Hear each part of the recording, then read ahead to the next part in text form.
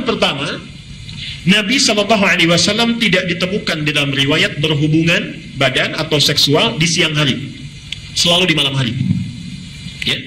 Bila Rasulullah SAW berhubungan dengan istrinya, itu selalu di malam hari. Jadi kalau bapak ibu ingin mengikuti sunnah, mengikuti Rasulullah, maka usahakan semaksimal mungkin kalau ingin melakukan hubungan, lakukan di malam hari, bukan siang. Okay? Sekalipun tidak ada larangannya, tapi Nabi mengajarkan di malam hari. Teruskan. Kemudian setelah masuk kamar mandi, akan melakukan mandi. Setelah selesai, bukan wudhu ya, masuk kemudian akan mandi. Bagaimana cara mandinya, dan mandi itu disebut dengan mandi apa?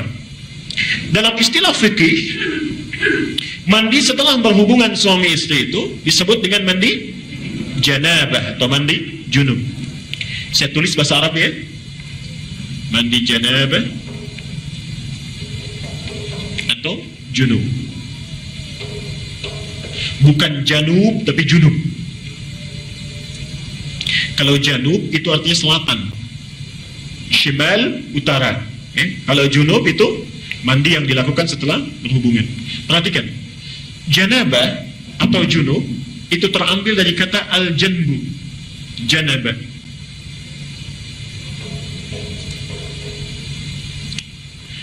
Yang berarti sisi, satu bagian atau pinggir tertentu. Sisi, satu bagian atau pinggir tertentu. Karena itu orang Arab kalau mengatakan saya di satu sisi, kamu di sisi yang lain. Ana fi hadzal janib wa anta fi janibin akhar. Jelas ya? Satu bagian tertentu. Kalau ini ingin dijamakkan, maka jamaknya menjadi junub atau jawanib. Jelas ya? Sifatnya disebut dengan janabah. Jelas sampai sini? Baik. Kenapa mandi itu disebut dengan mandi janabah? Beda dengan mandi yang biasa, ingin memberi kesan bahwa dalam mandi itu semua sisi, semua bagian yang ada dalam tubuh kita itu mesti tersapu dengan air. Maksud? Jadi bukan seperti mandi biasa yang mungkin sebagian ada yang tidak terbasuh. Disebut dengan janabah, semua sisinya mesti terbasuh. Tulis hadisnya. Aisyah, hadis Al-Bukhari, nomor hadis 248. Hadis Al-Bukhari, nomor hadis 248. Al-Bukhari 248. Muslim, nomor hadis 316. Saya ajarkan caranya bagaimana Nabi mengajarkannya. Ini hadis riwayat Aisyah. Nanti yang kedua dari Maimunah binti Al-Harith. Mohon Bapak ya, Ibu fokus di sini. Barangkali sudah puluhan tahun ada yang keliru kita. Okay? Pertama, hadis riwayat Aisyah dulu. Rasulullah SAW ketika beliau hendak mandi janabah, itu yang dilakukan adalah menuangkan air dulu, membasuh kedua tangannya. Jadi dua tangannya dulu dibasuh. Kemudian setelah itu, ini gambaran umumnya, beliau berwudu seperti wudunya untuk sholat. Jelas sampai sini? Basuh tangan, berwudu seperti wudu untuk sholat. Yang ketiga, dari bejana yang sudah disiapkan itu, kalau kita mungkin gayungnya sudah ada, mengambil sebagian air, kemudian menyela-nyela rambutnya, diratakan dengan tangannya. Jadi tidak langsung menyiram air Pak ya, tidak langsung menyiram air Ibu ya. Jadi yang pertama ingat, air diambil untuk basuh tangan kita dulu. Yang kedua apa? Berwudu seperti wudu untuk salat. Sebentar Pak, itu lewat hadis Maimunah. Oke, saya sampaikan bagian pertama dulu. Nanti diperinci di Maimunah binti Al-Harith. Yang kedua apa? Berwudu dulu. Yang ketiga apa? Menyela-nyela kepala atau rambut ya, rambut kita. Yang keempat, kemudian mengambil air, membasuh, menyiramkan di kepala keseluruhan. Belum ke sini dulu, belum ke badan ya. Baik. Saya ulangi pelan-pelan. Satu, mencuci tangan. Kedua, berwudu seperti untuk sholat. Ketiga, menyela-nyela rambut, meratakan keseluruhan. Keempat, menyiram rambut keseluruhan di kepala. Setelah itu, baru disiramkan secara keseluruhan. Jelas sampai sini? Disiramkan secara keseluruhan menggunakan sabun dan seterusnya. Ini gambaran hadis yang pertama yang umum sifatnya. Baik. Ya.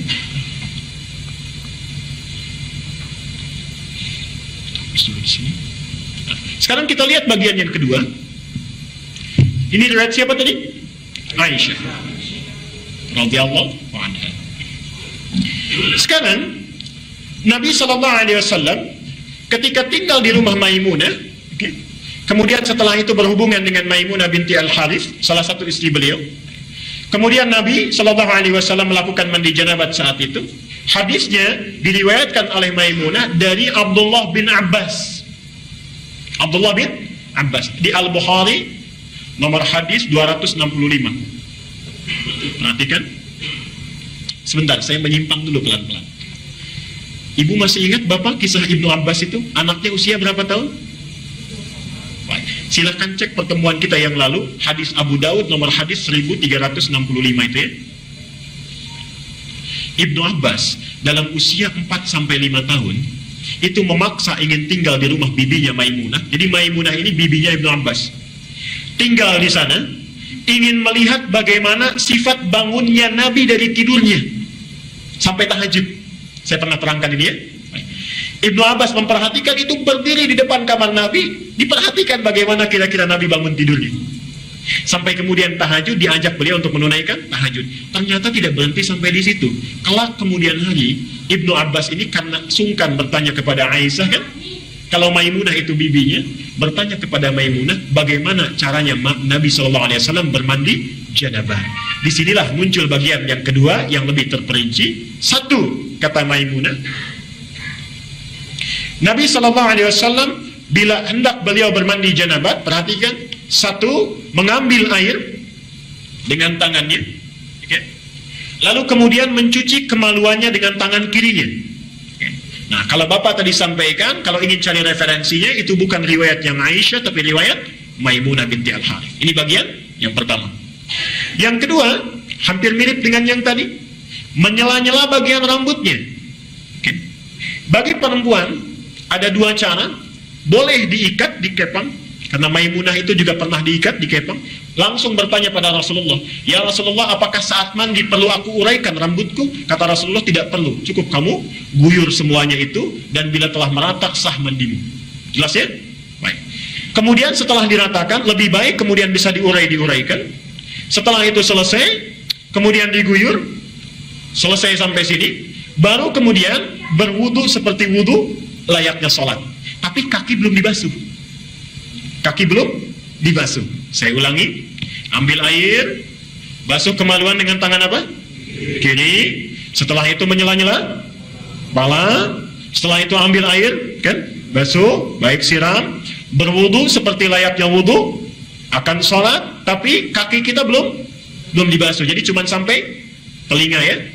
Setelah itu siramkan secara keseluruhan. Terakhir setelah selesai baru cuci kaki. Jelas sampai sini? Nah, ini bisa ditemukan di Al-Bukhari nomor hadis 265. Nah, dari sinilah kemudian ulama menggabungkan kedua hadis ini, dibuatlah susunan yang lebih lengkap. Masih? Baik, jadi dari yang pertama, kalau kita gabungkan dua hadis ini, pertama mengambil air, cuci tangan dulu, riwayat Aisyahnya. Setelah tangan dicuci, kemudian mencuci kemaluan. Setelah itu selesai, ada yang terlewat tadi. Kalau di zaman Nabi, setelah mencuci kemaluan, dibasuh dengan air, lalu Nabi menepuk-tepukan ke tanah atau ke tembok. Ya. Itu maksudnya menghilangkan barangkali sebagian kuman-kuman yang masih menempel. Sifat tanah kan bisa menghilangkan, karena dulu belum ada sabun seperti sekarang. Kalau Bapak ingin ikut, Ibu ingin ikut sunnah Nabi, ikuti dengan cara yang cerdas. Jangan setelah dibasuh, tempel-tempelkan ke tembok ini. Cukup pakai sabun, dicuci dengan sabun. Saya ulangi dari awal, tangan dibasuh dulu, basuh kemaluan, kemudian cuci dengan sabun.